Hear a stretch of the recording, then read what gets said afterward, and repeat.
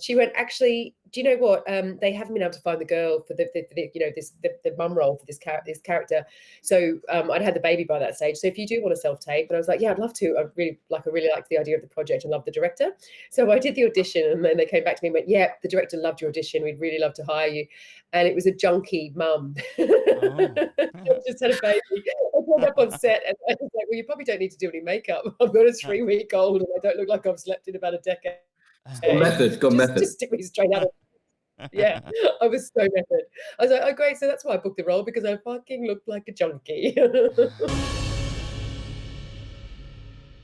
everybody. Here we are, Filmmakers. Today we are sitting down with Luke Kaile, who is a producer, writer, actor based out of London, and with Angela Peters, who is an actor and also festival director for the Tweetfest, which is literally just finished or finishes this evening their time. So by the time this comes out, unfortunately, you'll probably have missed it, but nonetheless, you can get yourself onto the mailing list for next year. They have also worked on a thriller movie called Criminal Audition, which has a really interesting premise and a different take, which is pretty hard to come by now that people have been making movies for over a century. So hats off to them for that. And I think it looks really great, so I'm keen to check it out in full myself. So Criminal Audition, go check that out. All right, let's get them on here.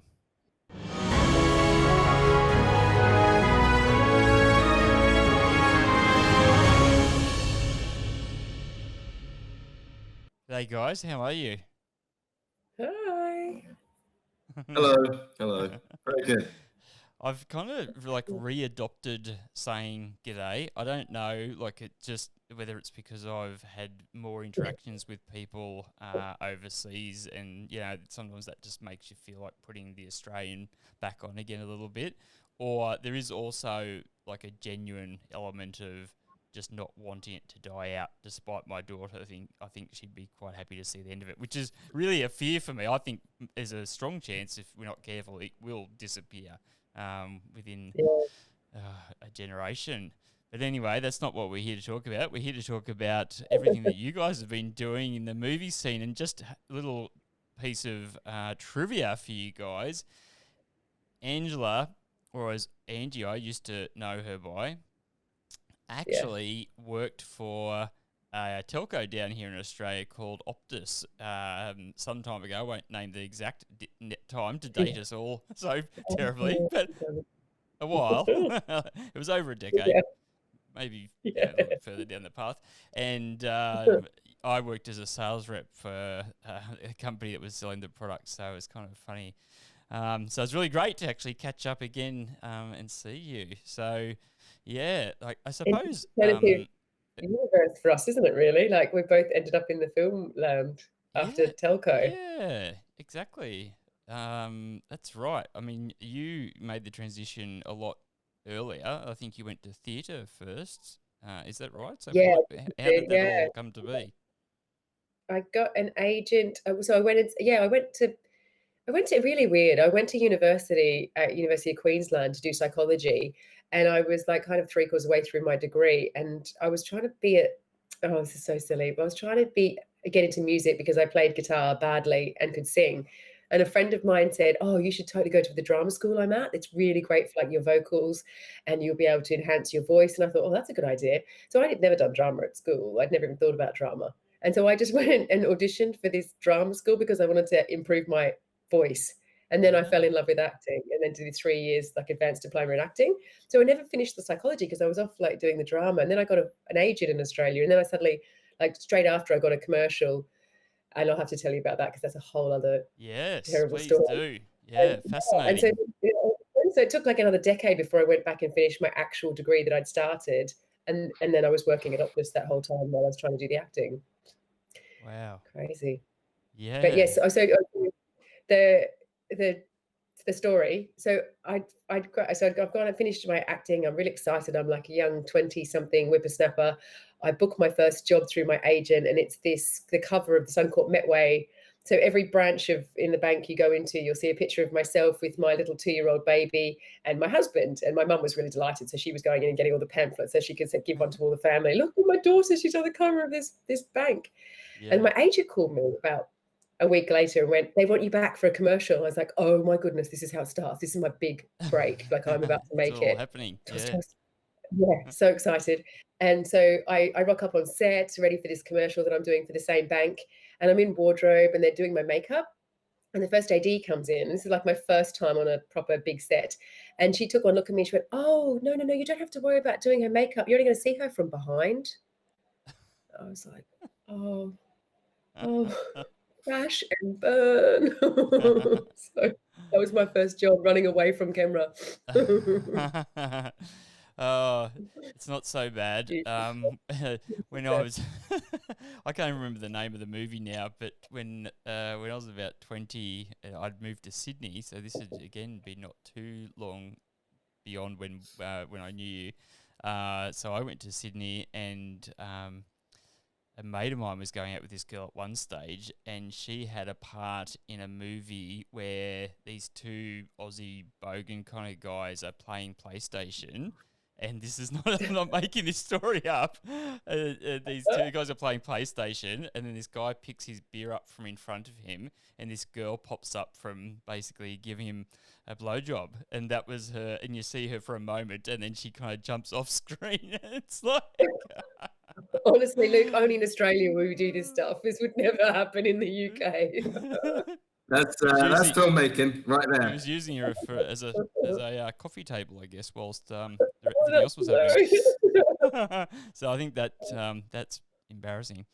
So Luke, do you have any stories like that? You want to pull straight out of the closet? A lot of mine are just really terrible, sort of, because I do a lot of, well, used to do a lot of comedy, and I remember auditioning for one show where I do a lot of improv comedy, and the show audition was to do loads of improv, and I'm fine with that, and it was going really well. The one thing I'm not good at is switching to around 9 different accents in the space of maybe 4 lines. And they decided to spring that on, where they handed me a piece of paper that was 4 or 5 lines. And whilst I was reading it, they would shout out an accent I had to change to mid-sentence. And that was a car crash, I can tell you now. You know, I was going so well with all the different improv, and then it fell off the rails when I tried to mix between Jamaican to Russian to Scouse very quickly. And I did not get a call back for that one, and I can see why. That's pretty rough. I mean, that's a doozy. I'm not, accents are not my thing. Yeah, like if Also, if you're playing. Luke. Oh, sorry. Yeah, keep going. Oh back. yeah, keep going. Yeah, you want I just want to know about this business here on Luke. This is a new edition. It probably looks a lot more like a moustache than it is, because it's really just some stubble, because we're in lockdown and I haven't offered to tend to myself as much. Oh, I thought this was like a Movember thing, that you were raising money or something. No. Oh, I mean, you can give some money to charity for it if you because you've now seen this. That's a rubbish effort. No, if you could do better, then I'll give some charity. Yeah. I mean, I don't think my face ever gets beyond fluff. So I don't know if I could do better if I kept it going for longer. But it's just my lack of self-care during lockdown, I'm afraid.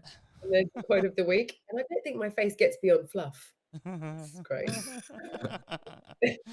Oh, and then we're back to the stubby cooler incident, with the gender switch.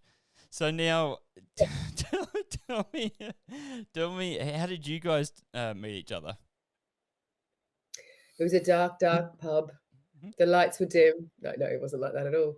Luke, how did we meet? This fluffy-faced man came up to you, didn't he? And I went, "Ah!" and ran away. Did we meet on social media first, maybe? Yeah, I think it was that. I think it was that. Yeah. Yeah, so I think I was following Luke's company and their comedy stuff they were doing on social media, and then randomly one day out of the blue, Luke got in touch with me and said, "You'd be really great for a role in the film that I've cast already." The actress that was doing my role had actually had to pull out. She had another project because Luke will probably explain, Criminal Audition has been his passion project for many, many years. So I was quite a late person that came into this film. So they'd been Right. working together, all the cast and crew, amazing bunch, had been really close for a really long time. So I felt very lucky that they let me into their little clan. And so I auditioned for the role, and then I got a recall, and I went again and auditioned a second time round. And I was really lucky that they cast me. Thank That's you. awesome. So let's talk about it. It's been something that it sounds like you've been working on for quite a while. When did you first come up with the idea, and how did it all kind of unfold? Yeah, the idea came in. This is depressing. 2009. It was a competition to basically get your short play put on in London. And so I very quickly wrote this short play based on this article I'd seen, which was a news article about how there was doppelgangers in China who effectively, went down for someone else's crime. So they would obviously, basically be lookalikes and say, "Yep, this is me," and they would go into court and they would take on someone else's crime and appearance. And so I found that a very interesting prospect that could happen in the real world. And so I played with that idea with Criminal Audition, where you have these people who are down on their luck, who go to audition to be criminals effectively for someone else's crime, to this shadowy organization. And I wrote that as a short play and was lucky enough to get picked to have it made and produced in London. And then I thought, okay, let's write this as a feature play. Wrote it as a feature play. And that was 2010, 2011. And then from 2014, been trying to make it into a feature. And it's been a depressing roller coaster since then, because as I'm sure everyone knows, trying to make a feature film is insane and stupid at the best of times. So it was a long protracted period, and as we'll probably get into, most of those years were actual us making mistakes and failing, and people ignoring us, and it was only really in the last three years or so when we actually started to get some kind of traction. So yeah, that's kind of the journey of that, really.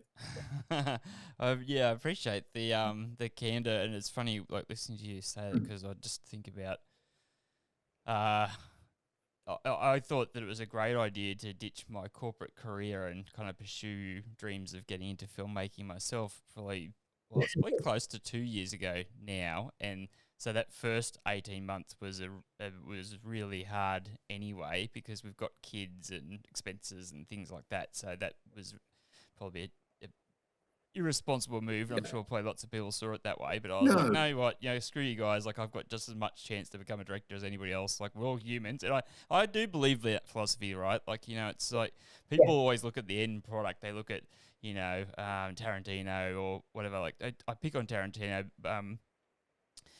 mostly because I always, I'd love to meet him, and but if you took away all of his success in movies, right? Because he's made such movies that have such cool characters, and this is that Tarantino coolness, right? But if all that was gone, he's just a really quite quirky, weird dude who was working at a video store. You know what I mean? So it's like it's people can change from being just the mega nerd to the rich and famous and pop stars, and it's just it's all a very strange dichotomy. But it's yeah, almost a curse, isn't it? everybody started Creativity. somewhere. Yeah, everyone started from something. So Yeah, yeah. Yes. So how did you, I guess, push it along over those years? Because I'm interested to know how many days of shooting, and so were you kind of working with people, maybe doing a day here or there on weekends? How did it all unfold, and how many days did you end up using total? Yeah. So between 2014 and 2017, it was just a write-off. Everything we tried, everything we applied for, we failed. As Angela said, cast members, we cast it way too early. Cast members left. Tried to get funding, that failed. Lots of fun. Rewrote the script around 15 times to try and make it more, something that we could make on an indie film budget. Yeah.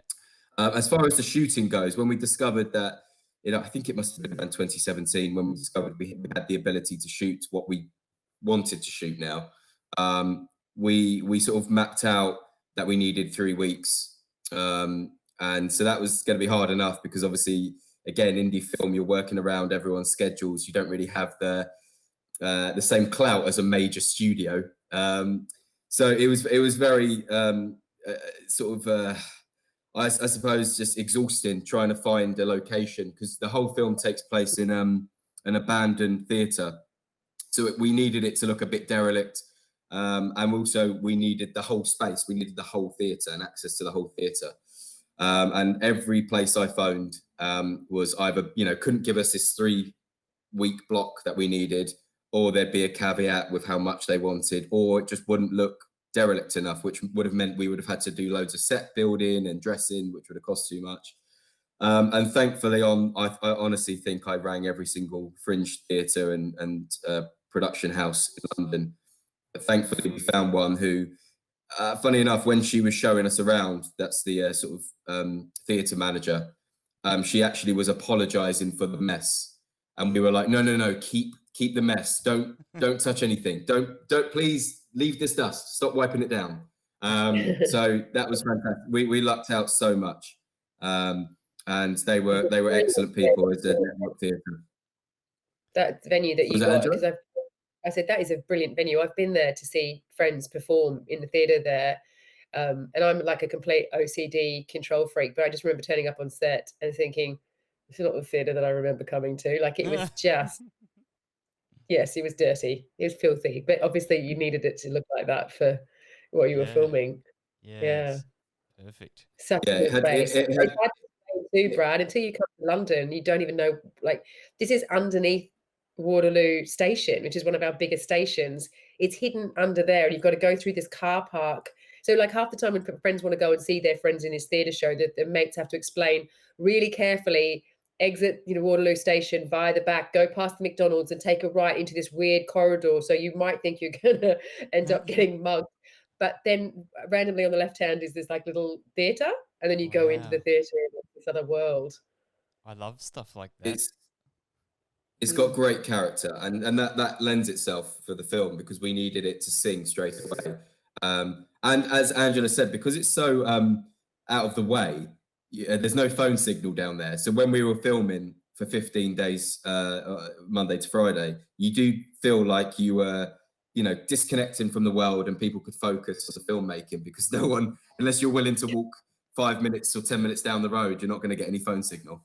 That's great. I kind of, in some ways, I dislike the continuous expansion of improving the telco networks because I love that sensation of being just completely off the grid. My parents, they live on a water-only property down at the Hawkesbury, which is this big river, I guess, an hour or so north of Sydney. Yeah, it's beautiful.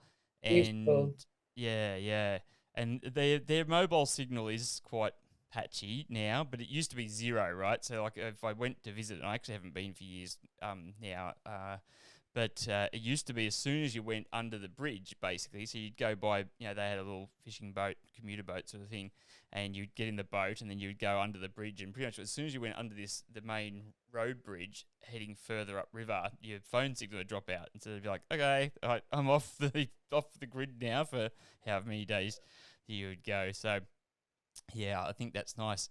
So how many people did you have, I guess, total involved in the production for Criminal Audition? It's quite good timing, actually, now you're saying it, because I'm currently sort of trying to list out everyone that's sort of helped in some manner, because I think it's just very important to. Yeah. Funny enough, it's a good tool to look back at, like how many people had to help out on the way, and this is including people who are way back in 2014, because all those mistakes that you make as a filmmaker, that's part of the actual thing you make at the end, right? It's the crux, because if you don't make those mistakes, you don't then get led to the successful ones, the right choices. So God, I think there's around 80 different people, and on set there might have been quite a lot fewer, maybe 30 people on set, but then 80 in total Yeah. who helped shape this. Yeah. Yeah. And a lot of them probably doing it out of the goodness of their heart, I imagine, is often the case. Or were you able to pay it, quite a few of them? We managed to pay everyone, Oh, wow. but it That's great. was obviously on a very semi-embarrassing budget. So it was all sort of worked out in a very kind of yeah. Hopefully you understand. But I that was one of Yeah. the No, completely. ways we wanted to make it, is that I didn't want to mess anyone around. I wanted to be completely upfront with them in what the budget was, and I think there's too many people in indie filmmaking right now who like to pretend that their project is grander than it is, and I don't think that's the way to go. And I get what they're hoping to do with that. They're hoping to create this illusion that they are this huge behemoth that is going to, people need to wake up and listen up and watch out for them. But I Yeah. actually think the better way to do it is to just be candid and upfront with people, and say, look, we're trying our best. This is what we've got. This is the project. If you're excited about it, this is what we're going to achieve, and we will achieve exactly this. Rather than being like, oh, well, Warner Brothers will be on the phone by the time we've shot day one, and I just don't. It doesn't wash with me. I'm way No. too British and get too Hugh Grant-esque, and I'm like, sorry for this, and I'm sorry for that, and everything. I'm so sorry about everything. It's all and good also though, Brad, isn't it? Luke is so humble. He has just achieved this monstrous achievement with this film. It's had, I can't even tell you how many reviews. It's had dozens of reviews over here. The critics love it. He's now got it on multiple platforms in the UK. So all this hard work that him and Sam and Nathaniel and the team did all these years has really paid off. But he doesn't give himself enough credit at all, and we all got paid. We all worked on a set. We got paid, which is more than half the independent films you do in your career, and had a wonderful time. Everybody's still friends. We all still talk almost daily on a WhatsApp group that's just about the Criminal Audition team. I mean, it's pretty remarkable what they've achieved. Yeah, that's great. Yeah, well, there you go. I Good need to have to. you on I here need there to. to keep him on it. Yeah, I was going to say, I need to have Angela as my hype hype person. Your wing You don't lady. need. You've got the most amazing. You've got Gina there doing the most amazing PRing I've ever seen. I'm hiring her for everything. True. Yeah, my girlfriend does. I think that's the thing to state, is that my girlfriend has made sure that every time I am, down, because I've been down a lot in this process, she always takes over and does all the work for me. Oh, that's so nice. That's awesome. Really Yeah, really, really Yeah. good. I think it's important to have someone in your corner, because it's it's a tricky process. Like, particularly you go out and just thinking, okay, I'm going to do this creative journey, and I think, and in myself included, I think it's only really been this last couple of years that I kind of threw myself in the deep end, and started from doing Airtasker jobs. Just I thought, well, lots of people do jobs for free just to try and build a bit of a show, something that they can show people that they've created. And so I thought, well, I may as well at least get paid something. But yeah, I mean, I got a few Airtasker jobs in, and I was like, okay, this is really pretty degrading. Like, as the prices that we're haggling over here, and having to put you have to put your you're groveling for this ridiculously underpriced job on the website, you know what I mean? So everybody else can read you going, oh, please pick me. And I don't know, I just found that a bit embarrassing. But it's a real process, and it's often a long journey, and often situations where people are not getting paid. And that's why now when I hear, oh, we made it for like, $5,000 or £5,000 or whatever the case might be, you think, how on earth did you do it? But it has to be from convincing somebody or talking to somebody who just takes a shine to you or takes a shine to the project and is kind enough to say, okay, yes, I'll do it for that price, or I'll do it for free. So it's a miracle, really, how much stuff gets created, considering a lot of it relies on people doing those sorts of favors for others. Yeah, Yeah, exactly. but it sounds like it's sort of there's a lot of starting that. to pay. Sounds like it's sort of starting to pay off. I know.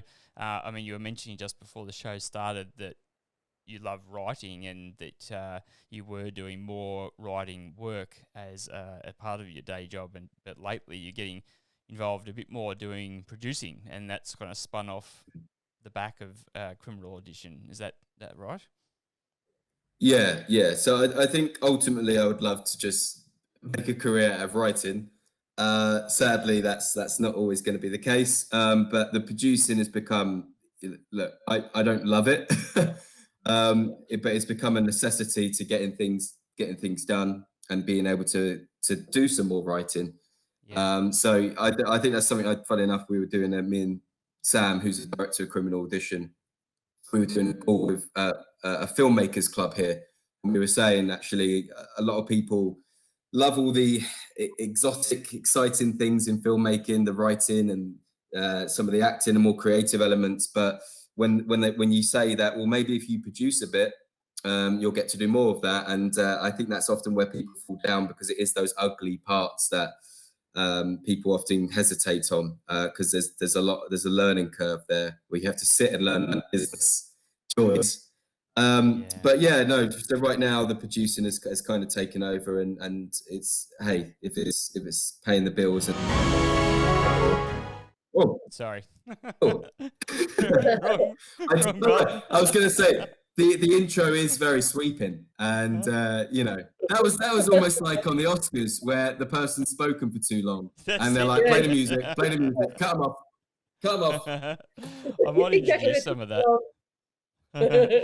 I've got to admit, I do like. I'm almost as bad as my daughter with some of this gadget, these bits and pieces. I've been gradually sort of upgrading. I like the sound effects. I've got this board, the Rodecaster here now. It's got the coloured buttons with sound effects, and you can create your own.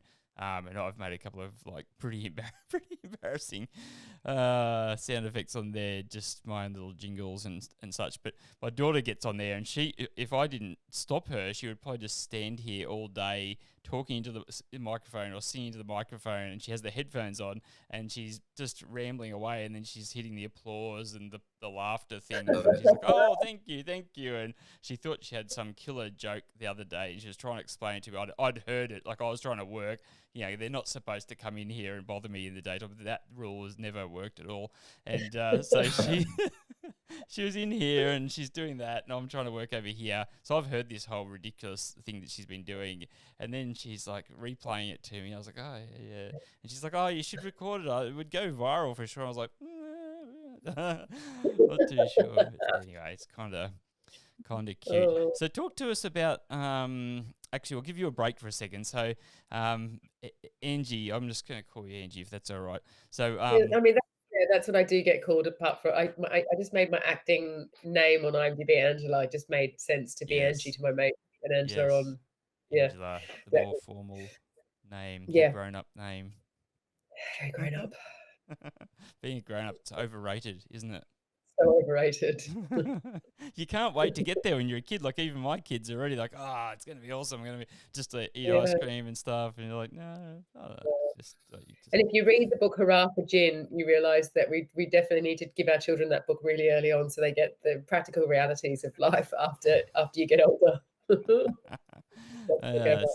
It sounds interesting. So talk to us about what's I guess transpired since you've gone to London. I mean, there's a heck of a lot going on there in terms of both the theatre space and the film space. And I'm gathering that you've progressed from the lofty heights of the only from behind the footage. So yeah, what's happened? Yeah, so yeah, I got over here, I reckon. Well, so yeah, that poster in the background was the first Cannes Film Festival I ever dared to venture to. So that's how Nice. long I've been here. So when Luke was saying before that he started on Criminal Audition in 2009, and then I looked at the poster and I thought, oh gosh, I only got here in in 2007. I went to Cannes in 2008. I'd barely been in the UK, and you've been making that film since then, which is mental. Yeah, so I came over here. I just went, I'm going to be an actor. And I like Yeah, stepped off the plane. I'm an actor, darling. that's it. It wasn't quite like that because actually the practical realities are it takes quite a long time before people know who you are and you actually start booking work and you get back into the room again with casting directors. So yeah, I came over here, did that. I got some part-time jobs here and there, and then just started auditioning for anything and everything that I could find. So student films, working on independent films, voiceovers, all sorts of things. And then eventually, like, if you plod away at it long enough, then you start to get some credits and you start to work in some things that are decent. You'll get some into an award-winning short that'll go somewhere, and then you'll get into this, and then I've been lucky enough to be called back sometimes by directors, and they've gone, "I want to work with you again." So That's great. I clearly haven't been a complete diva on set, which is nice. And so you find that you work with the same people again. And Luke's like, "I'm never working with her again." Hey, come on, come on. He's First only person on here. the speed dial, speed dial. He's here under threats and compulsion. So yeah, so it's been really interesting journey. But then weirdly, like in 2009, I had to go back to Australia because my passport, so I live over here as an EU citizen with a Greek passport because my Yeah, dad's Greek. right. And I've got Greek family in Athens, and that's a very big part of my growing up. But my passport wasn't sorted, so I had to move back to Australia for 9 months, and I was just like, "Oh, really? Like, Oh, come on, I've just been getting into being in London," and I was really sad, but I went and finished that degree I was talking about earlier. So I had 6 more months of university, so I went back to uni, and then I finished uni, and not a word of a lie, I'm working in a coffee shop because there's no work around. I think it was just a really tough time and for everybody. I think we were close to the global financial crisis, but it hadn't yeah. happened yet. And then I got talking to a regular customer who used to come in every week, and he asked me what I did, and I said I was an actor, and he said, "Do you do presenting?" And I went, "Yeah, I do."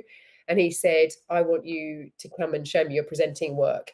And he hired me, and I reckon 2 months later, I was working on Channel 7 every week on a TV show being the presenter. And Good. I was just like, I was in a coffee shop, and then suddenly I was like working on Channel 7. I was beside myself. And so I did. Oh, sorry. I was cutting.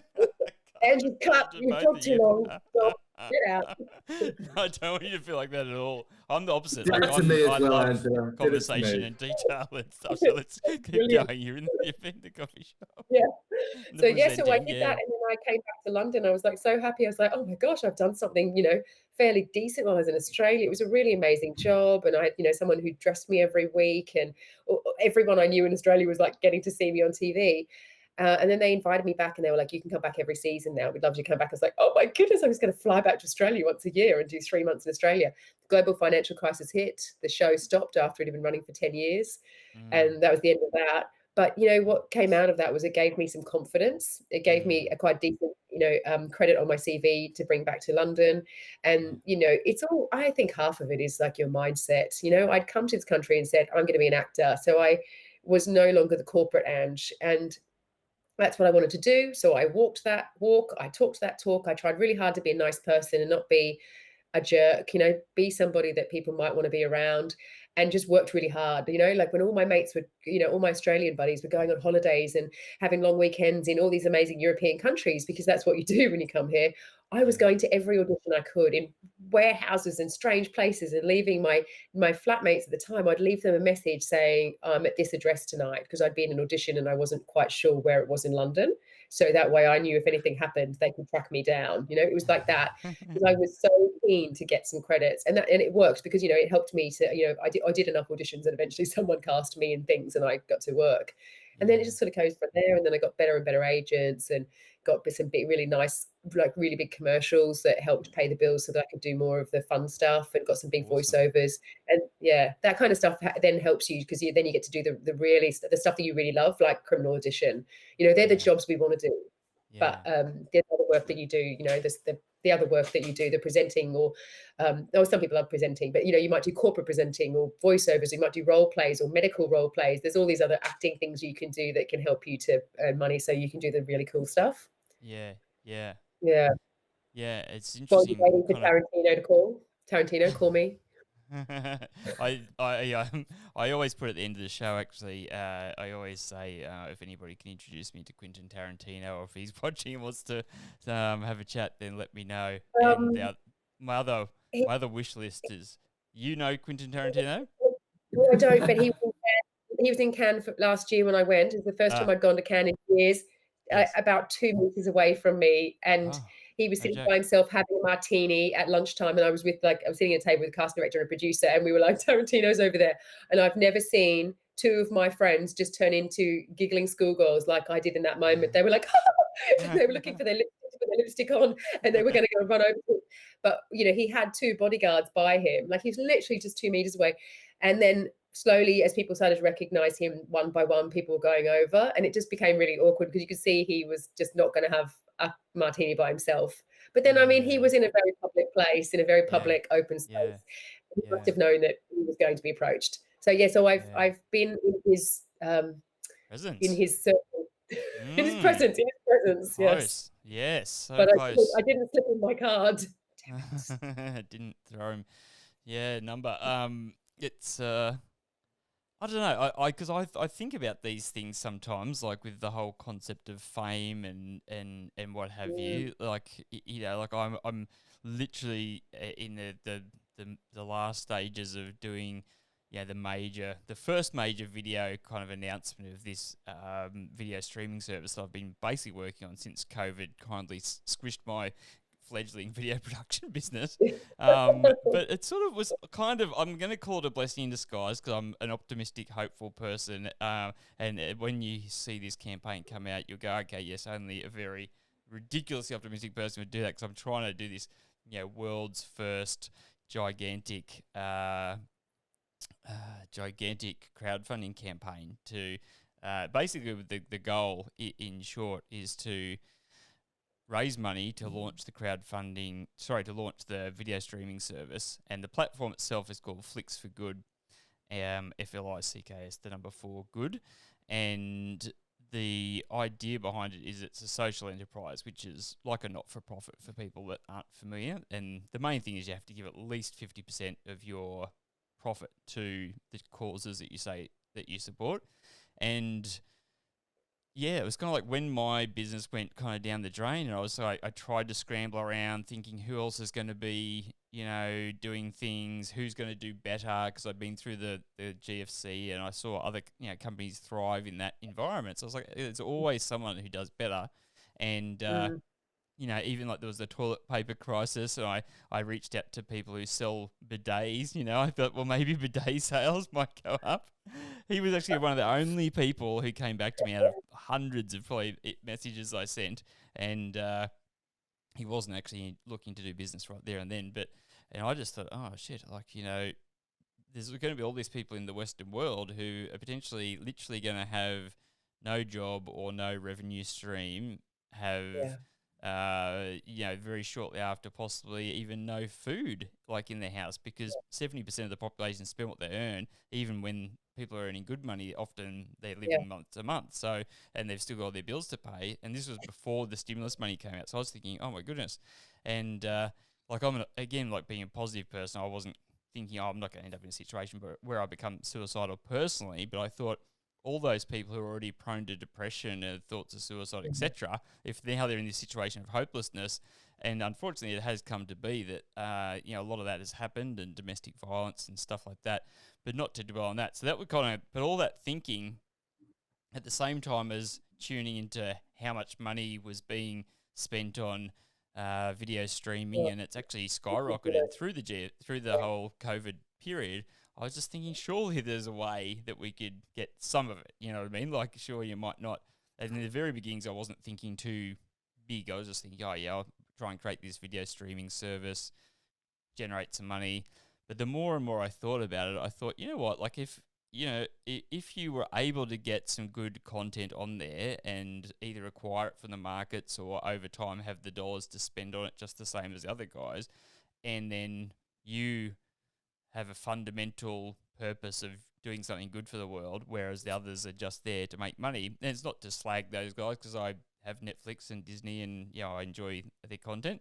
But I thought, well, there is really a chance to have a crack against them. Anyway, so I've kind of turned into a bit of a advertisement, but yeah. So I'm working on this big video to do all of that, and it's kind of crunch time, really. It's either going to be sink or swim. So it's either going to be a huge success, and if it is successful, then people are going to get to know who I am, which is, I suppose, coming back to that this kind of fame thing, thinking in a lot of ways I don't want people to know who I am, because like you were saying with Tarantino, then you lose that ability to just be able to go around places without people bothering you, and it potentially has a flow-on effect to how people interact with your kids and all sorts of stuff. Yeah, it's mental, isn't it? Like a completely different world. Typically, like tech fame people don't have to worry so much about being bugged. It's more like it seems to be more the actors and the celebrities that get that.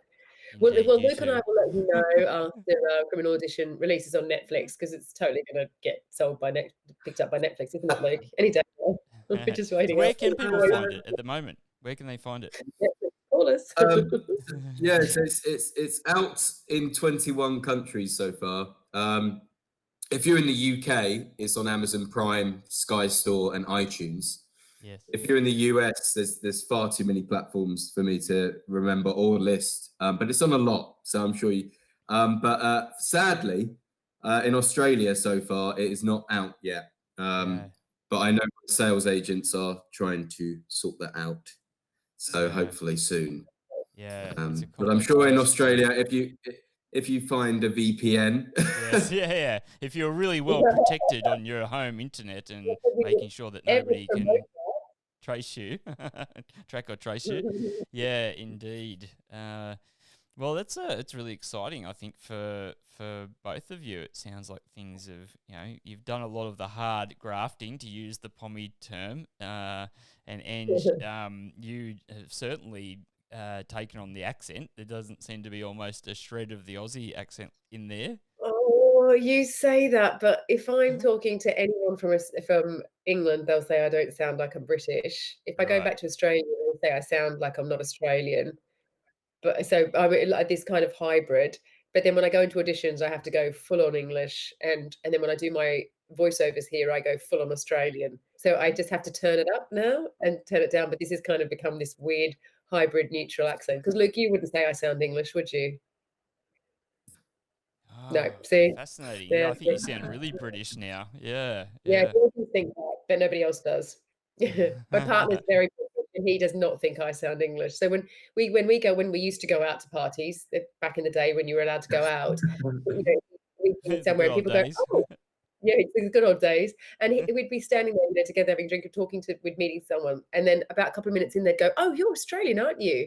And he'd go, "You've only just worked that out." Like, he'd think that was hilarious that people didn't pick it up straight away. I was like, see, people think I'm English now. And he'd go, "No, they don't. No, they don't."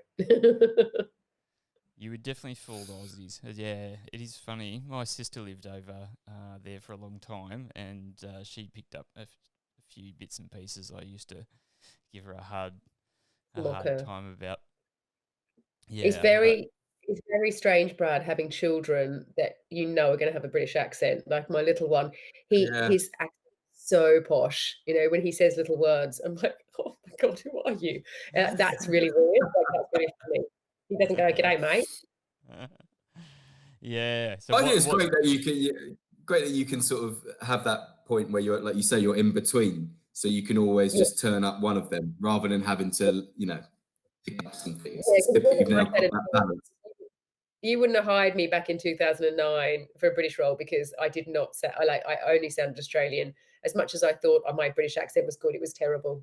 I confess it was really awful. Yeah. So it took quite a few years before I do it. That's why we waited the time. That was really what I was doing. Yeah. That's why I didn't want to offer back.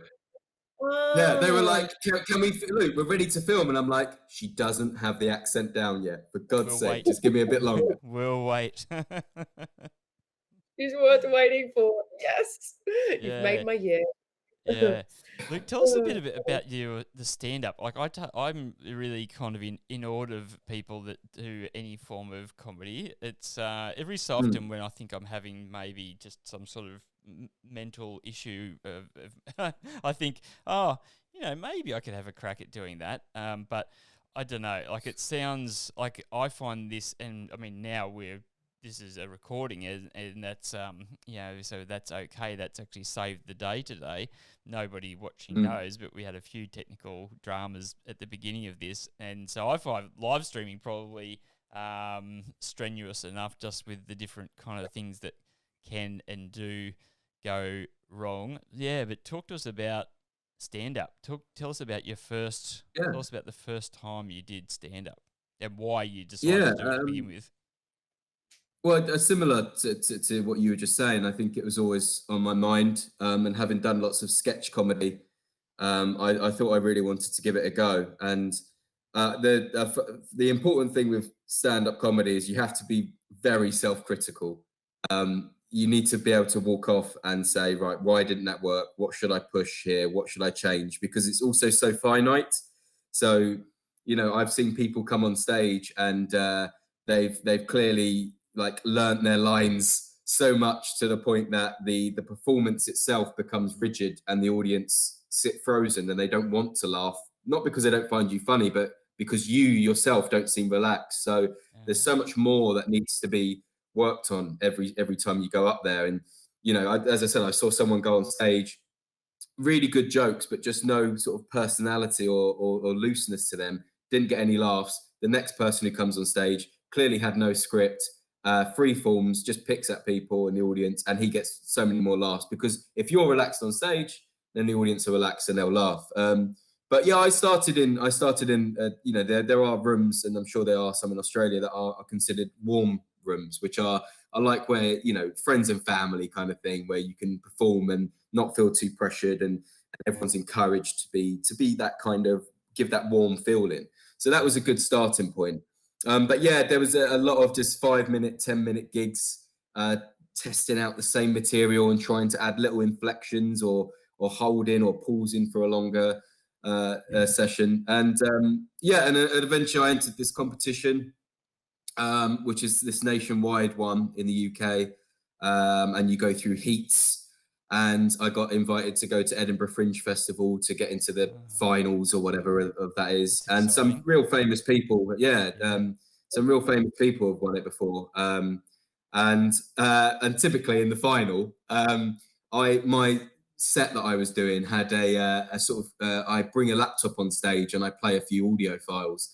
And typically the only time that's ever gone wrong was when I got on stage in the final in front of 300 people. See, audio. It's audio. Yeah. So it's never again. But no, I reached a point where I had to kind of have a bit of a word with myself, because I was trying to do sketch comedy with a comedy partner who's called Rich Keeble. He's also in the film. I was trying to do stand-up. I was trying to write several scripts and this, and eventually I just had to decide and say, what thing are you going to jump in with both feet on? And so that was when I went back to Criminal Audition, must have been 2017 or 2016, and just went, okay, stand-up can go on hold. If I ever do that again, that would be great, but I really need to focus on Criminal Audition. Yeah.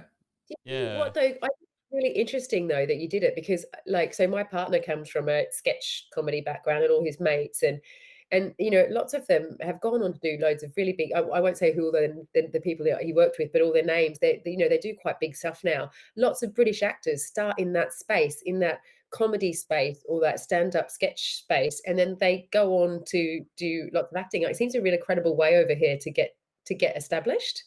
So I think you did the right thing. Also, I think it's incredibly an incredible way to build up some sort of I suppose some armor, because you are going to be attacked. You're going to have those bad days, and you can start to assess yourself a lot more. And I think sometimes, for being on both sides of the acting thing now, having produced something and then also acted in the audition rooms, you know, a lot of the frustrations when we were auditioning for Criminal Audition was that actors, we honestly would just give, Sam would give the actor a small note, and that note wouldn't be something that Sam particularly wanted to see, but he just wanted to see if the actor would listen to him and respond to that. And I think so many actors seem to get it in their head that they've got this specific way, they've prepared this and they want to do this. And so then Sam would be frustrated because they hadn't listened to his note, even if it was a bad direction. He just wants to know if you're responsive. And I think by doing stand-up, it is that you have to assess yourself and learn to change tact. And I think it's quite a good way to grow acting skills in a roundabout way. Yeah, Yeah. absolutely. Yeah, it's fascinating. The only thing that I could maybe liken, or when I try and understand the mind of people working on pieces of material and stuff like that, funnily enough, goes back to the time that I knew Ange. I was working this role, reached the lofty heights of Queensland sales trainer for this highly questionable company. Oh my God, oh my goodness. Anyway, like this commission-only door-to-door sales company. It's called, I won't say what it was called officially, but we nicknamed it as shit you sell after a while, because like for some reason someone come and dumped a whole bunch of like photocopiers that someone picked up from somewhere. Who knows? Like it was questionable, the whole place. But nonetheless, I was doing this training role, and I would sort of do the training. It was a weekly thing, so it was basically the same block of training with new sales trainees coming in, and every so often, like I'd say something, come up with something, and you know, and a few people would laugh, and I'd be like, oh yeah, and then I'd do that again, and then I just kind of like, it almost became like a thing where I had to like do it, like I was addicted to, you know, I guess because it always got a laugh, but it kind of got to the point where like I lost the understanding of what was even funny about it to begin with. You know, I don't know if that I think that this would happen if you were doing like a long string of the same material on a tour or something, doing comedy, because I kind of would sort of see people laughing, and in my head I'd be sort of almost kind of thinking, bemused at to like, why, you know, why are they laughing at that? So it's or it's like when you're doing a theatre gig and it's fun, you know, there's funny moments in it, but then you go back after you've been doing it for a week, like a week run for it perhaps, you know, and then you've got places where you expect the audience to laugh, and then there's a night that catches you off because they don't laugh at that moment. They laugh at something else, they don't laugh at all, and then it's a really grounding moment for an actor to go, yeah, don't get ahead of yourself, never assume that you're funny. Play the character straight, play it how you're supposed to play it. Don't play it for the laughs. And if the laughs come, they'll come. And that's when it's a really truthful moment for you. Then you realize, yeah, you know, like comedy is actually about not being funny. You'll just get the funny, and people will find the funny in different times. Like you'll get a different audience in, and they'll find something else completely different that's actually the hilarious moment. And that's when you're most truthful as an actor. So I think that, you know, like that, if that kind of adds to what you're saying. Yeah, it's very. It's awkward too, because you're like, oh, no one put the phone. Move on, move on. You know, you've waited, you've paused for a laugh. Have you ever had that, Luke? Where you've kind of always paused for a laugh, and you're like, especially for stand up, you got to remember as well, every room is going to be different. So many small things can make a difference. You know, if it's a hot day and everyone's there a bit flustered, or maybe the compare, no offense, maybe the compare hasn't been that great at the start and hasn't warmed them up properly. So maybe they're not in the mood.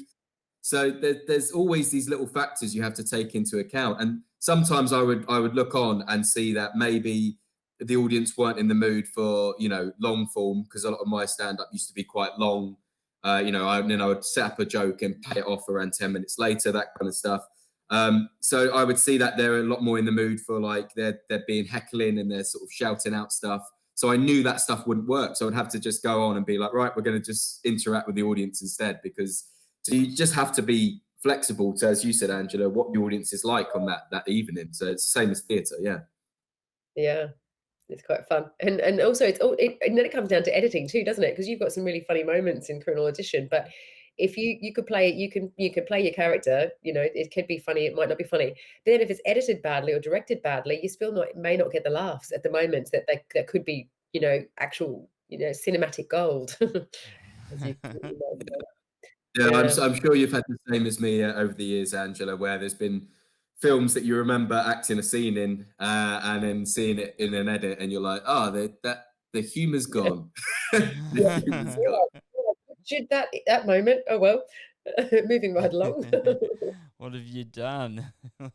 Yeah, I imagine that would be exceptionally painful. So before we wrap things up, what's on the horizons for you guys? I think Luke, you mentioned you're working on an animated was it feature or a short? Like what's happening for you? Yeah, it's so obviously COVID times.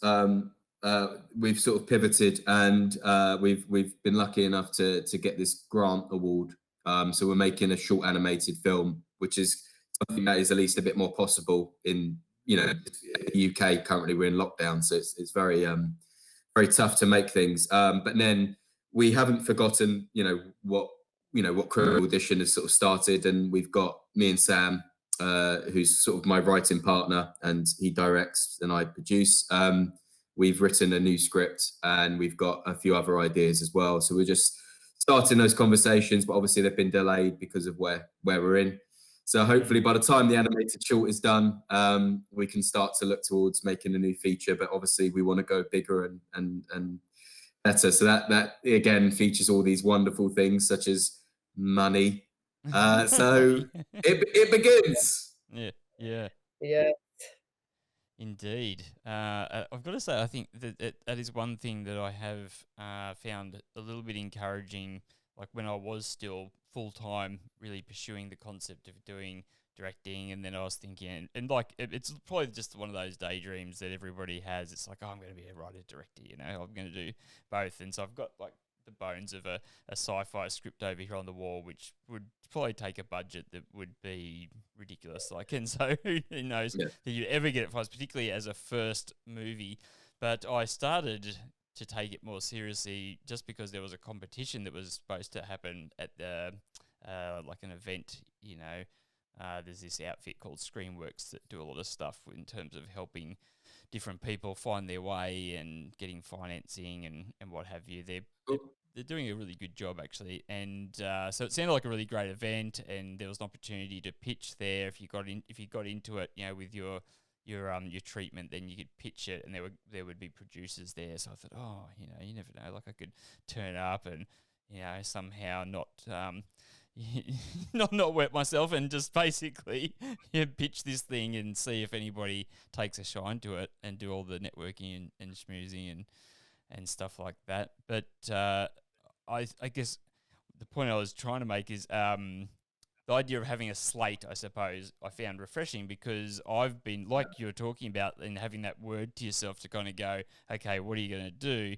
I get drawn by, I think it's the creative part of me, or I think it maybe just by nature, creative people are like that you get interested in this and that and all these different things, and that can often be very counterproductive to actually achieving anything.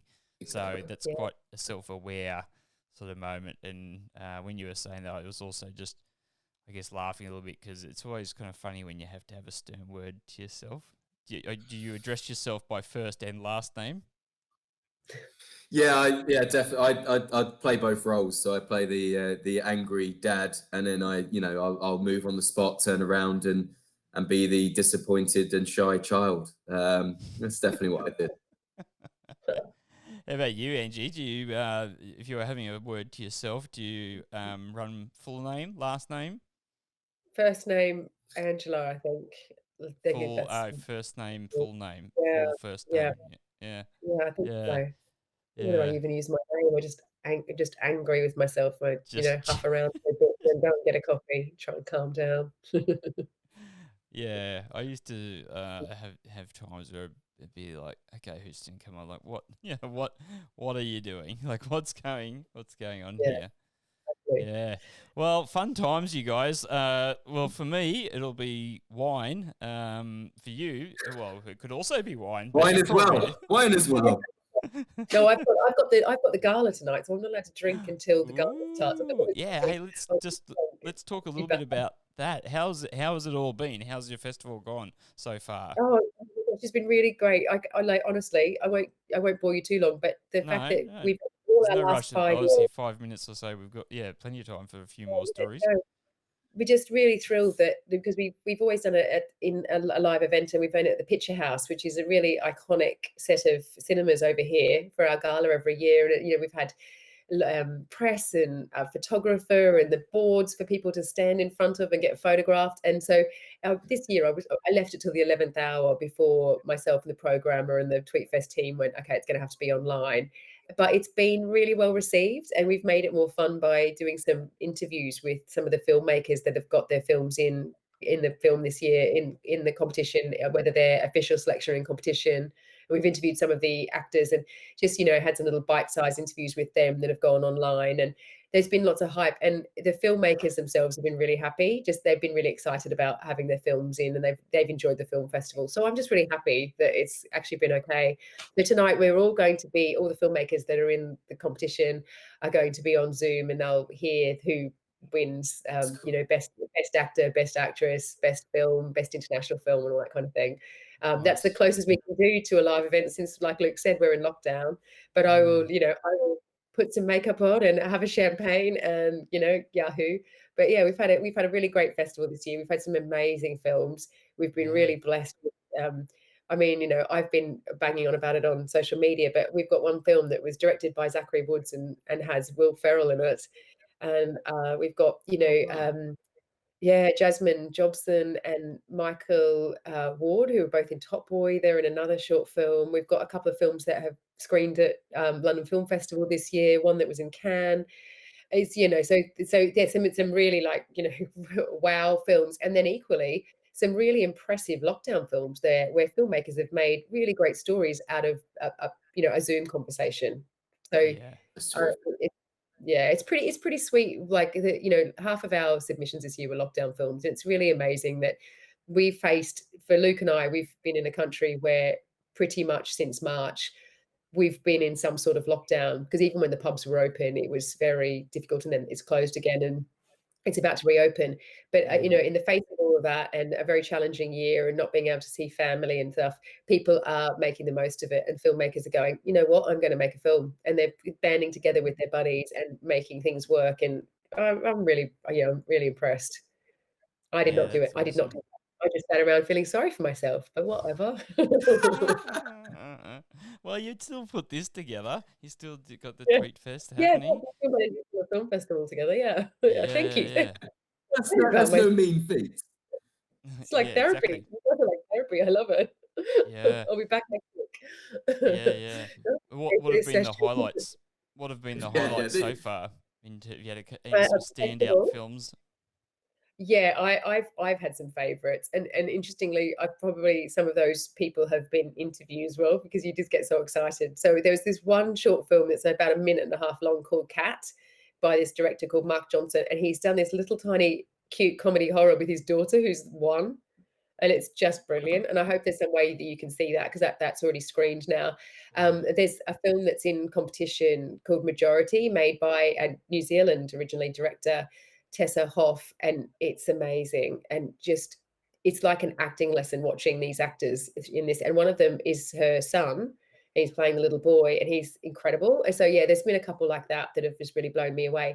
And then some really sweet ones. So there's another lady in London, Gigi, and she's an actress, and she's also then gone and written and directed her first short film that's in the festival, and it's a few of them on Zoom, and it's this really clever story that unfolds, and it was really different to a lot of the other lockdown films that were submitted. So yeah, lots of talent out there, and Yeah. yeah, a few favorites and a few actors who I'm like, wow, actors I didn't know about before, who I've since looked up and thought, yeah, I want to work with you one day. It's That's always cool, cool. isn't it? Yeah, it's a really great Mhm. way to be able to, I Yeah, guess, yeah, have yeah. a way of seeing who's doing what and get to Yes, talk to a few of them and what have you.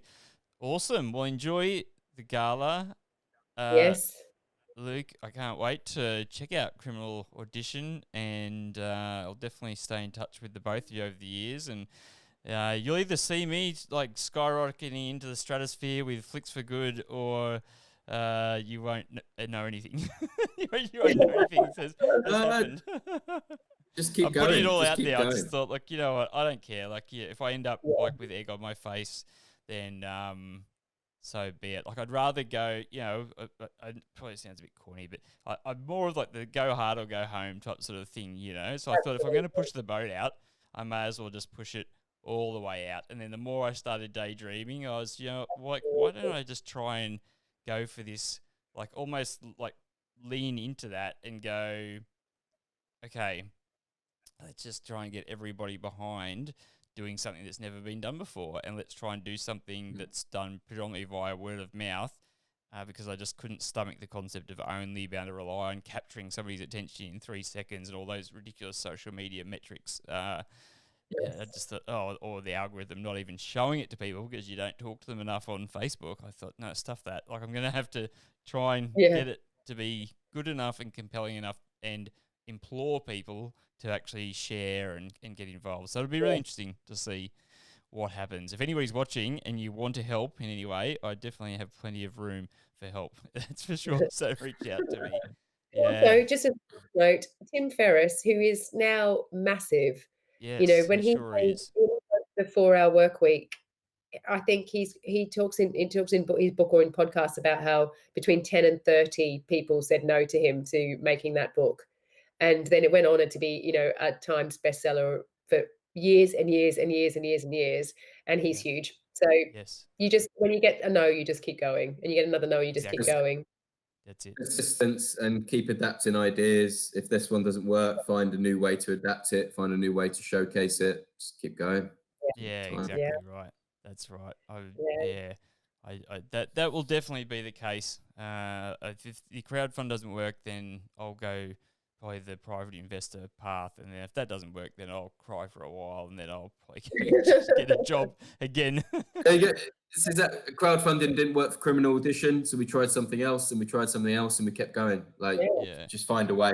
Just keep going. It's yeah, hard to stay positive sometimes, but you find a way, and yeah. persistence is key.